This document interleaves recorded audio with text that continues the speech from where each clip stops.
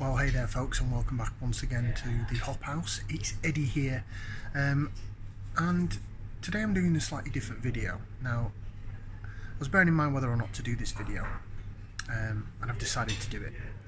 So once I've done it and recorded it, I guess then I'll decide whether or not to post it. So today I'm basically going to try what I believe is England's cheapest pint. So Britain's, or certainly England's cheapest pint. I'm in my local Wetherspoons, and they have an offer on at the moment. We're beginning of December now. They had an offer on for November, but I think they've extended it, where one of their real ales, their hand-pulled cask beers, was 99p a pint. 99p a pound. £1 for a pint.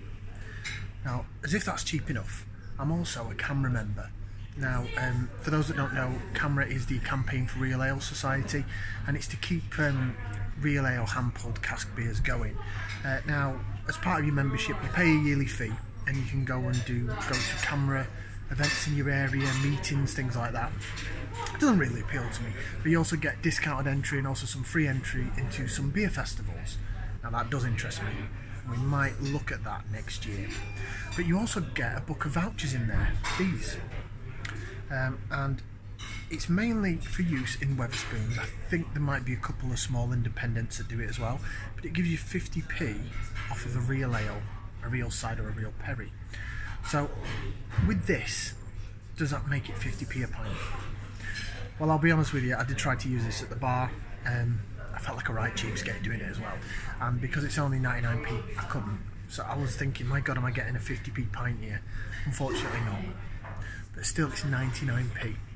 Now, the beer in question is one of their regular standard beers. It's called Ruddles Best. It's 3.7% ABV, and it describes itself as a cask conditioned country ale. It's owned and brewed by Greene King. Now, I've had my ups and downs with Greene King. Their Greene King IPA, I tried it, it was okay, it wasn't bad. It was 3.6%, so this Ruddles is actually a bit stronger. But come on, 3.6%, never an IPA. Also, their Old Speckled Hen, not a fan. And their Abbott Ale, not a fan. The Abbott Reserve was nice, and the Abbott Ruby that I had during the last Wetherspoons Beer Festival weren't too bad. I got 3/4 of the way down it, and then I got a bit bored. Just Greene King for me are very traditional, and they're very safe beers. Nothing wrong with the condition of them, I just think they're a bit salty malty and a bit boring and just bland, but that's an opinion. Now, like all these videos, it's opinion based, and everybody has an opinion like an arsehole. Right, shall show you the beer. So bearing in mind this was 99p, and they put it in an Abbott Ale glass as well. So here we have our Ruddles Best, 99 pence worth of ale, and as I expected it to be, it is sort of a chestnut, ambery, mahogany coloured sort of best bitter. It's 3.7%, so it's not going to blow anybody away in terms of strength. And this is actually, believe it or not, this is a virgin beer review. I've never had this beer before. The reason being is I'm not a massive Greene King ale fan, so there's always been something better on. And I thought I'd do this video, get it put up just purely because of the price of it. So that's what it looks like. It's good clarity, nothing wrong with it. Nice little white head on it. It's lacing into the glass rather nicely actually. Right, so we'll get some aroma. Let's give it a whiff, see what we can sniff. It's smelling malty. A little bit of tart marmalade there though, I'm quite surprised by that. But it's mainly like a dry bready malt smell that I'm getting from this beer. It is 99p. What am I expecting? Well, I was expecting like a weak version of Old Speckled Hen really, which is sort of what it smells like. But I am getting a bit of tart, orangey, apricot-y marmalade character. Not much, but it's there. Right, let's give it a try. Bottoms up down the hatch.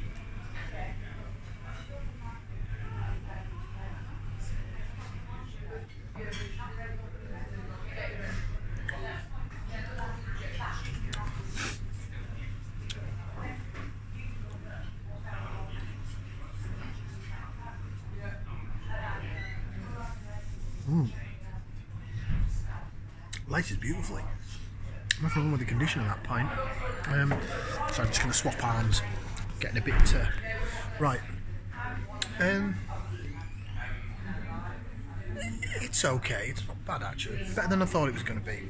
A little bit more on the finish than I thought it was going to be. So, there's your lacer vision. For those that love the lacer.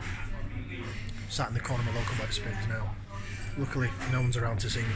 Found a quiet corner. Right. Do one more taste, then we'll go through some flavours.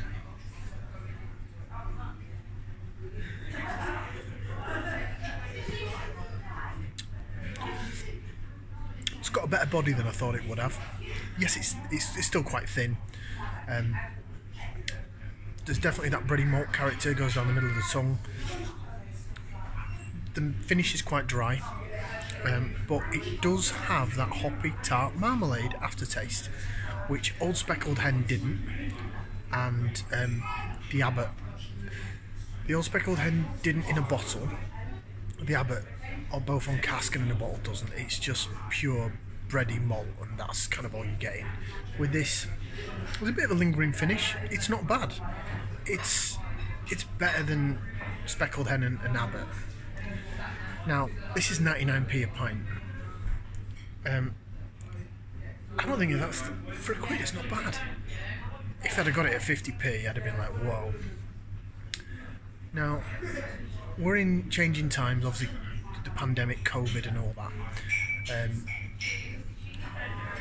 And I know that there are people now that won't come to the pub, and so price of beer in places like this in Wetherspoons has gone down. They're guest ales, and they've got a couple of guest ales on here from local Shropshire breweries, and they're £1.99 a pint. So I can use that voucher on that and get it for £1.50. So beer at certain places are dirt cheap. I've also seen a rise in Roughton Brewery. They've opened a third pub, and they are doing really well as an independent.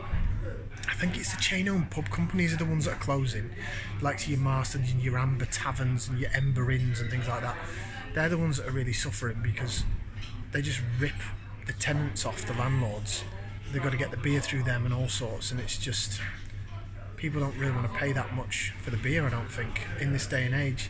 Some people still don't feel safe coming to a pub either, but that's a different matter. But the fact that this is 99p, right, so this is 99p on cask. This is sold in a bottle, same strength, 3.7%, in a bottle, clear bottle mind, don't know why you do that, Greene King, just round the corner in Asda for £1.02. So you can come and get this 3p cheaper on draft, on cask. 3p, a beer that's cheaper on cask than in the supermarket. That is alarming. So what do I think to this beer? I'll finish it. The aftertaste is still there, and it's still quite that tart marmalade. There's not really any spiciness on it, but the tart marmalade is there. So it's sort of hoppy. It's not too bad. Traditional hops. Definitely a malt character to it, but it's not overly salty malty, and that's what I like. So Ruddles best at 99p a pint. I'm going to give you a thumbs up. I'm not going to give you more than a thumbs up, because there are better beers that you can have, but for £1, it's a thumbs up from me.